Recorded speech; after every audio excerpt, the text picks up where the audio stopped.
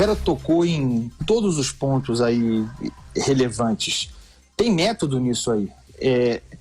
Uma das bases, um dos programas, um dos projetos do bolsonarismo é de ataque ao estamento burocrático, ao tal establishment, a forma que nós avaliamos correta de se governar.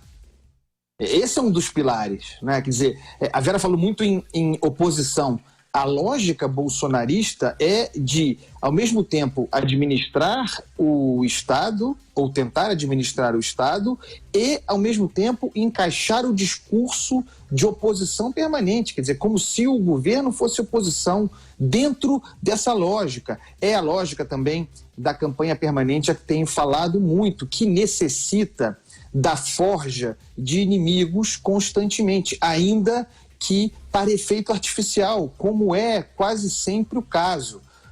Essa lógica que vai ser, não é uma exceção, é o normal, é o conflito, a conflagração, a necessidade de choque permanente, para agradar um determinado grupo, para manter acesa a chama do bolsonarismo, da militância. Não faz sentido do modo como nós achamos razoável de governar, mas é o modo como o Bolsonaro foi eleito, e o Bolsonaro é alguém que, insisto, opera sob campanha permanente. Então, vejam, existe o vídeo do Olavo de Carvalho.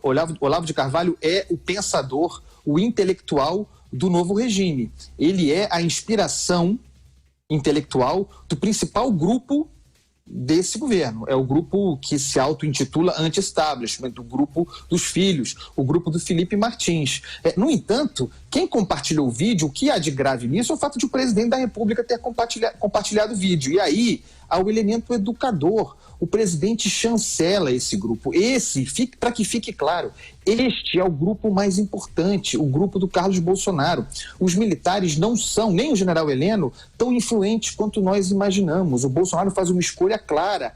Não foi ele que postou. Ele disse na semana passada que tem 100% de controle das suas redes sociais, que sabe tudo que se compartilha ali e que acredita, confia em quem o faz para ele. Então, o compartilhamento desse vídeo tem a chancela do presidente, portanto, um ataque aos militares, que são identificados no vídeo como parte do estamento burocrático, foi chancelado pelo presidente. Qual é a lógica aí da guerra permanente? É uma ideia, a meu ver, equivocada para as necessidades de um país, com tantos problemas que nós temos, mas é a lógica de que ganhou-se a eleição enfrentando o establishment, ganhou-se a eleição enfrentando o estamento burocrático, mas a guerra não acabou, porque ela é permanente. Então, uma vez no poder, é preciso combater desde dentro o inimigo, o establishment, incrustado na máquina pública.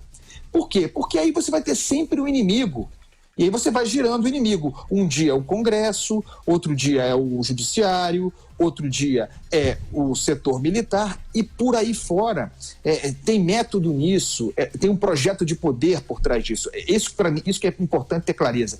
Uma coisa é um projeto de Estado, um projeto de governo, projetos para o Brasil. Isso não tem, e ainda que tivesse, nessa situação não teria como estar sendo operado. Quem opera isso é o Paulo Guedes, que, se for bem sucedido, financia a guerra cultural permanente, que essa sim é o que está em curso, é o que é operado e que é o projeto de poder bolsonarista, que já se fala em 2022. Nesse áudio que eu não ouvi, mas que o presidente diz, chancela ataques ao Mourão, é isso aí, ele fala que Mourão vai ter uma surpresinha em 2022, quer dizer, já está em campanha para 2022, porque a campanha permanente é a lógica desse governo.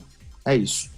A Vera tocou no ponto central, que é a matéria econômica. O divisor de águas para o futuro do projeto de poder bolsonarista está na agenda do Paulo Guedes. Ao mesmo tempo, a gente vê o governo se esforçar precariamente pela reforma da Previdência e o partido do presidente absolutamente abandonado, desarticulado, incapaz de operar pró-reforma. Qual me parece ser o cálculo do grupo que manda no governo Bolsonaro? Porque é isso que a gente tem que ter clareza. Tem um grupo dominante. Esse é o grupo ideológico, a ala anti-establishment, o grupo nacional populista, chame como chamar. Esse é o grupo que dá as cartas. Qual é a lógica? Na base do governo paralelo, como a Vera disse agora.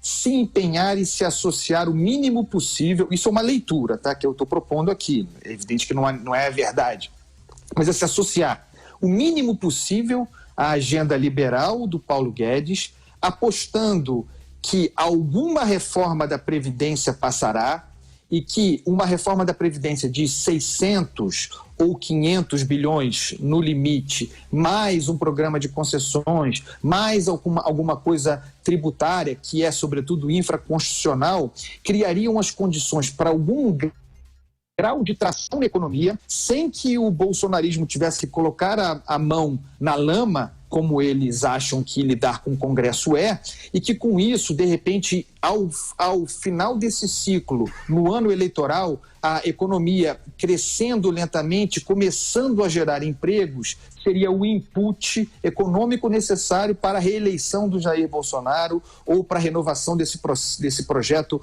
por meio de algum outro nome. É uma economia, e aí é uma economia política difícil mesmo, é muito revolucionário, porque de fato nós estamos falando de um projeto revolucionário que precisa ser entendido. Quer dizer, não podemos nos comprometer com o Congresso, com a aprovação 100% da reforma, embora o maior valor conquistado de impacto fiscal fosse melhor. Aquilo que nós teremos, e acreditamos que teremos algo, será essa aposta suficiente para tracionar a economia e nos reeleger para um novo ciclo.